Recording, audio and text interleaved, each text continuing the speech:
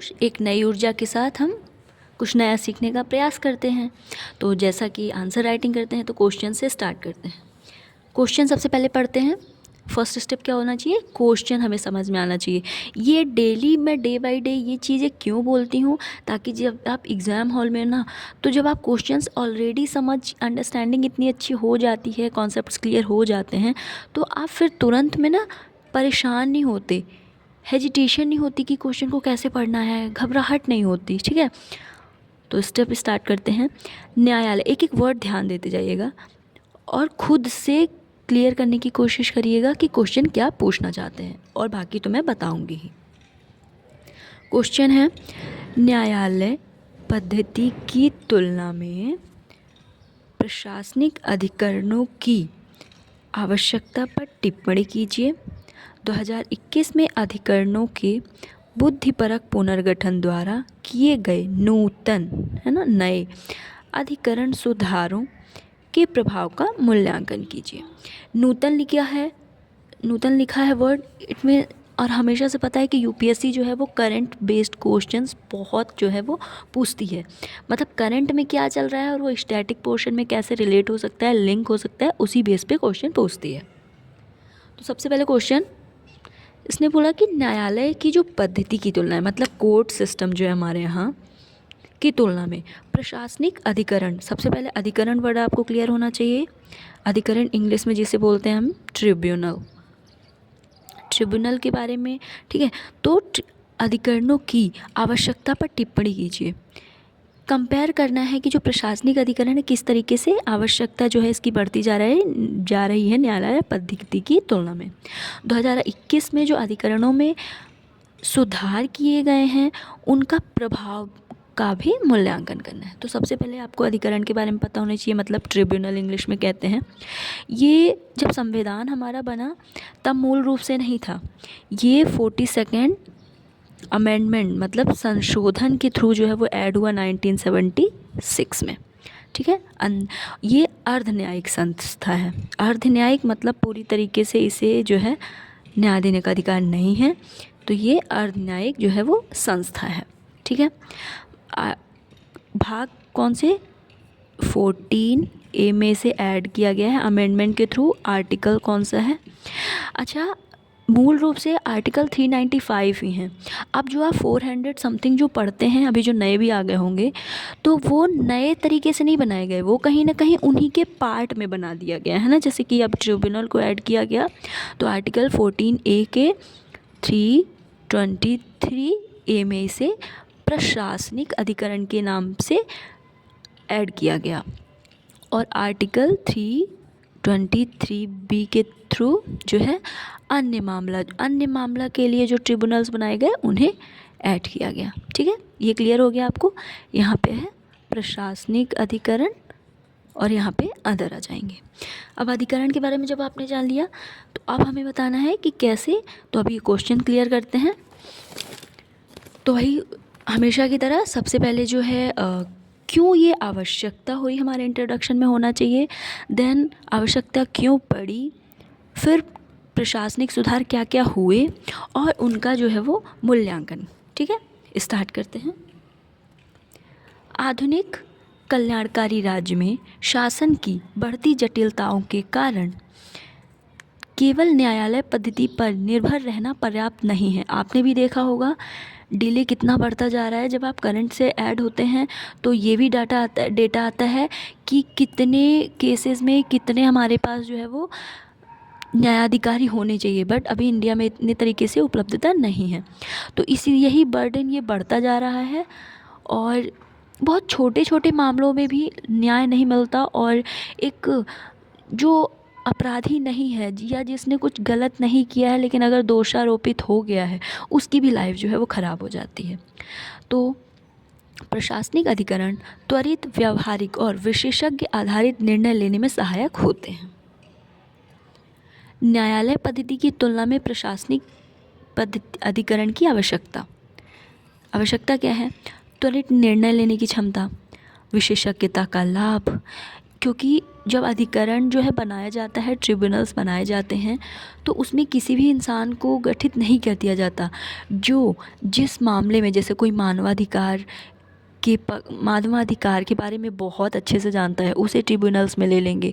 जो महिला के बारे में जो बहुत अच्छी गहनता से जानकारी रखता है, उन्हें बहुत अच्छा मतलब एज अ जो एक्सपर्ट हैं उस सब्जेक्ट से या उस फील्ड में, उन्हें कहीं ना कहीं ट्रिब्यूनल्स में रखा जाता है, तो विशेषज्ञता का लाभ मिलता है। लागत व सुगमता, जल्दी से चीज़ें, अब क्योंकि कोई भी निर्णय अगर बढ़ता जा रहा है तो उसमें लागत भी बढ़ती है, त्वरित निर्णय जो है लागत को कम करता है। नीतियों का प्रभावी क्रियान्वयन, न्यायालयों पर भार में कमी, अब ये ट्रिब्यूनल्स होंगे तो आधे अगर ये छोटे मोटे भी अगर सॉल्व कर देते हैं तो न्यायालयों पर भार में कमी आएगी। 2021 के नूतन प्रशासनिक सुधार, कौन कौन से प्रशासनिक जो है अधिकरणों के सुधार हुए थे? अपराध मुक्तिकरण, छोटे प्रशासनिक उल्लंघनों को अब आपराधिक दंड से हटाकर आर्थिक दंड में भी कर दिया गया। अब आर्थिक दंड से भी लोग डरते हैं, कई बार वो अपराध से न डर के आर्थिक दंड से डरते हैं। विवेकाधिकार का युक्तिकरण, डिजिटलीकरण, डिजिटाइजेशन, जैसे पहले FIR करने में अगर टाइम लगता था तो आप डिजिटली जो है वो ईज़िली कर सकते हैं। अपील तंत्र, तो इससे क्या है, डाटा जो है वो वेस्ट नहीं होता या फिर उसको छुपाया नहीं जा सकता। अपील तंत्र का सुदृढ़ीकरण, अब इस इफ़ेक्ट का जो है मूल्यांकन पॉजिटिव और निगेटिव दोनों वे में। पारदर्शिता और जवाबदेही में वृद्धि, अब नॉर्मल सी चीज़ है, अगर कोई चीज़ डिजिटाइज्ड है, डिजिटलीकरण उसका हो चुका है, तो पारदर्शिता मतलब ट्रांसपेरेंसी भी बढ़ेगी और अकाउंटेबिलिटी भी बढ़ेगी। नागरिकों और व्यापार जगत के लिए प्रक्रिया सरलीकरण, न्यायालयों पर मामलों का दबाव कम की संभावना, ज़मीनी स्तर पर आसमान क्रियान्वयन, मतलब बहुत सारे नियम होते तो हैं बट वो ज़मीनी स्तर पर उतने अच्छे से उपयोग नहीं किए जाते हैं। प्रशासनिक अधिकरण न्यायालय पद्धति के पूरक हैं। 2021 सुधार ने सुशासन की दिशा में महत्वपूर्ण प्रगति की है, किंतु प्रभावी परिणामों हेतु निरंतर निगरानी और प्रशासनिक संस्कृति में सुधार आवश्यक है। आई होप कि ये क्वेश्चन आपको क्लियर समझ में आया होगा। अब हम देखते हैं नेक्स्ट क्वेश्चन। देखिए सेकंड जो हमारा क्वेश्चन है, कंटिन्यू देख रहे हैं, मतलब UPSC GS पेपर 2 का है, ये 2025 का PYQ है। जो थर्ड क्वेश्चन भी है, फर्स्ट हमने देखा था कल, सेकंड थर्ड भी देख रहे हैं, टोटली पॉलिटी से रिलेटेड है ना। तो और देख रहे हैं कि बेसिक भी है, मतलब आपको बेसिक्स भी बहुत अच्छे से फैक्ट्स पता होने चाहिए, उनके जो भी प्रावधान है कॉन्स्टिट्यूशन में, वो सब कुछ क्लियरली पता होना चाहिए। क्वेश्चन है, भारत और USA संयुक्त राज्य अमेरिका में क्षमा करने की राष्ट्रपति की शक्ति की तुलना कीजिए। सबसे पहले हमें दोनों के, भारत और संयुक्त राज्य अमेरिका के क्षमादान की जो राष्ट्रपति की शक्ति है उसकी तुलना करना है, मतलब कंपेयर करना है, तथा विषमताओं को, जो डिफरेंस है दोनों में, उन्हें स्पष्ट करना है। क्या दोनों देशों में इसकी कोई सीमाएं हैं?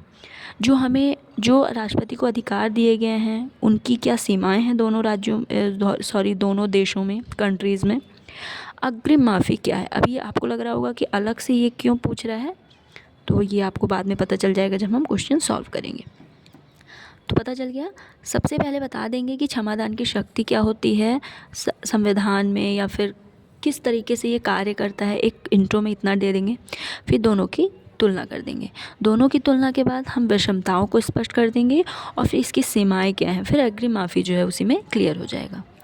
Let's start.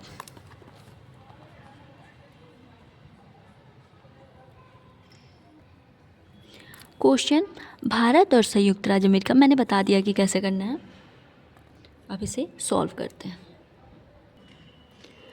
क्षमादान की शक्ति कार्यपालिका को न्यायिक दंड में मानवीय, नीतिगत तथा असाधारण परिस्थितियों में हस्तक्षेप का अवसर देती है। फिर इसकी जो है क्षमादान की शक्ति की जो हम तुलना करते हैं, इधर है भारत का और इधर है अमेरिका का। संवैधानिक प्रावधान देखते हैं। आर्टिकल 72 मतलब अनुच्छेद 72 में जो है वो भारत की बात की गई है, राष्ट्रपति की क्षमादान की शक्ति की। क्षेत्राधिकार क्या है? केंद्र के कानूनों के अंतर्गत अपराध, कोर्ट मार्शल द्वारा दिया गया दंड, मृत्युदंड के मामले में क्षमा, ये उसके क्षेत्राधिकार है। प्रकार क्या है?